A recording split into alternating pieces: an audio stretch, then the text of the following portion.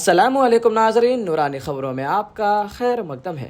नाजरीन, जैसा कि आपको मालूम है कि वक्फ अमेंडमेंट बिल को पास करने के लिए सरकार जद्दोजहद कोशिश कर रही है, जहां मुस्लिम समुदाय का कहना है कि इस बिल के पास होने के बाद मदरसे, मस्जिद और कब्रिस्तान की संपत्ति सरकार के हाथ में चला जाएगा, जिसको वह अपने मनमाने ढंग से इस संपत्ति को चलाएंगे और इस संपत्ति पर कब्जा करेंगे, जिसमें वक्फ की कोई हिस्सेदारी नहीं रहेगी।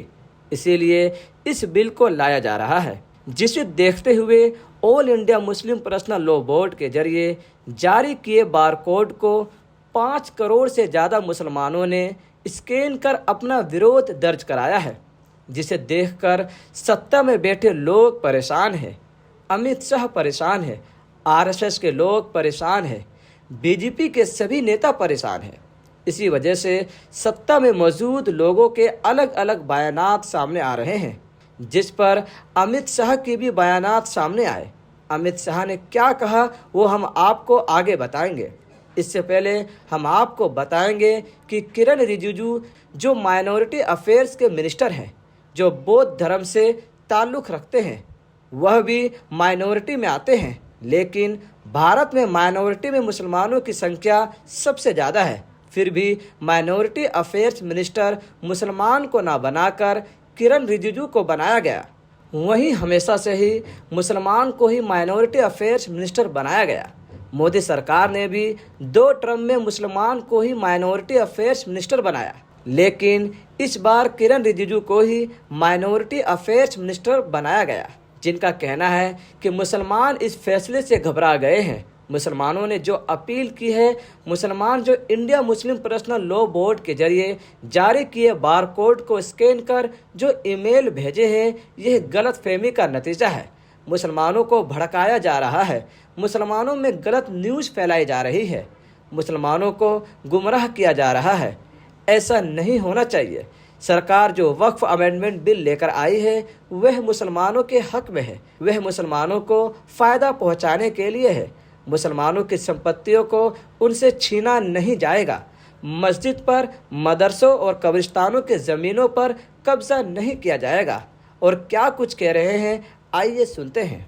बहुत अच्छा क्लियर सोच के साथ हमने वक्फ अमेंडमेंट बिल लेके आए हैं और गरीब मुसलमानों के लिए, महिलाओं के लिए, बच्चों के लिए, मुसलमानों में जो कमजोर है उनके लिए वक्फ बोर्ड को थोड़ा सा हमको सुदृढ़ करना, उसको ब्रॉड बेस करना और ट्रांसपेरेंसी लाना जरूरी है।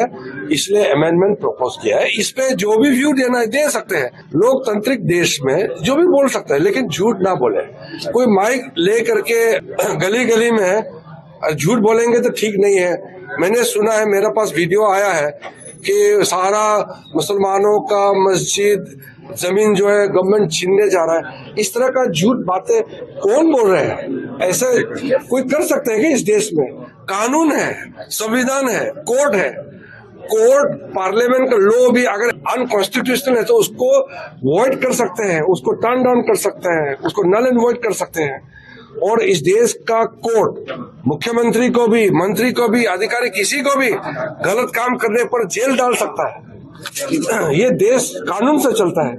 यहाँ मर्जी से कोई किसी का जमीन कैसे छीन लेगा? कौन ये सब बातें फैलाते रहते हैं? कोई किसी का जमीन छीन सकते हैं क्या इलीगली? यहाँ सिस्टम है, लॉ है।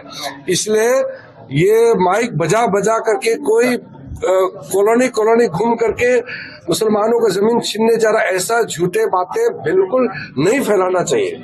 और सब अपना बात रखिए ना, हम तो इनवाइट करने के लिए ही तो जेपीसी बनाया है। बिल के बारे में किसी को कोई कंफ्यूजन नहीं होना चाहिए। हमारे पास हजारों मुसलमानों का प्रतिनिधि आए हैं, सबसे मिले हैं। इस बिल को कुछ लोग विरोध कर रहे हैं और ज्यादातर मुसलमानों में इसको समर्थन भी कर रहा है। मेरा से इतना कहना है कि हमारा लोकतंत्र देश में अपना बात रखने का आजादी है, लेकिन कोई मिसलीड ना करे, उसको झूठ बोल करके फॉल्स नैरेटिव क्रिएट ना करे। हमने ज्वाइंट पार्लियामेंट्री कमेटी बना दिए हैं।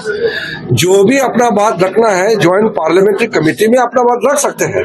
हमने पार्लियामेंट में कहा है, मैंने जब बिल पेश किया था उस समय भी कहा कि जो भी अपना बात रखना है जेपीसी में रख सकते हैं, हमारे पास कोई छुपाने का नहीं है। बहुत अच्छा क्लियर सोच के साथ हमने वक्फ अमेंडमेंट बिल लेके आए हैं और गरीब मुसलमानों के लिए, महिलाओं के लिए, बच्चों के लिए, मुसलमानों में जो कमजोर है उनके लिए वक्फ बोर्ड को थोड़ा सा हमको सुदृढ़ करना, उसको ब्रॉड बेस करना और ट्रांसपेरेंसी लाना जरूरी है, इसलिए अमेंडमेंट प्रपोज किया है। इस पे जो भी व्यू देना है दे सकते हैं, लोकतांत्रिक देश में जो भी बोल सकते हैं, लेकिन झूठ ना बोले।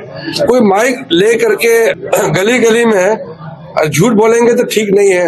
मैंने सुना है, मेरे पास वीडियो आया है कि सारा मुसलमानों का मस्जिद जमीन जो है गवर्नमेंट छीनने जा रहा है। इस तरह का झूठ बातें कौन बोल रहे हैं? ऐसे कोई कर सकते हैं कि इस देश में कानून है, संविधान है, कोर्ट है। कोर्ट, पार्लियामेंट का लॉ भी अगर अनकॉन्स्टिट्यूशनल है तो उसको वॉइड कर सकते हैं, उसको टर्न डाउन कर सकते हैं, उसको नल एंड वॉइड कर सकते हैं। और इस देश का कोर्ट मुख्यमंत्री को भी, मंत्री को भी, अधिकारी किसी को भी गलत काम करने पर जेल डाल सकता है। तो नाजरीन, सुना आपने, उनका कहना है कि मुसलमानों को भड़काया जा रहा है, गुमराह किया जा रहा है, उनकी संपत्तियों को छीना नहीं जाएगा। वहीं मुस्लिम समुदाय और all India Muslim personal law board का कहना है कि ऐसा कुछ नहीं है। वक्फ अमेंडमेंट बिल 2024 बेहद खतरनाक है।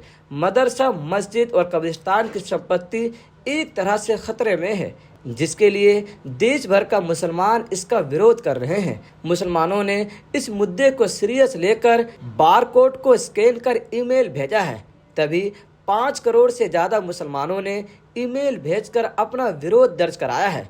तो वहीं सत्ता में बैठे लोग परेशान हो गए हैं। वहीं अमित शाह ने प्रेस कॉन्फ्रेंस के जरिए और मीडिया से बात करते हुए कहा कि वक्फ अमेंडमेंट बिल 2024 की यह बिल जल्द ही पास होगा।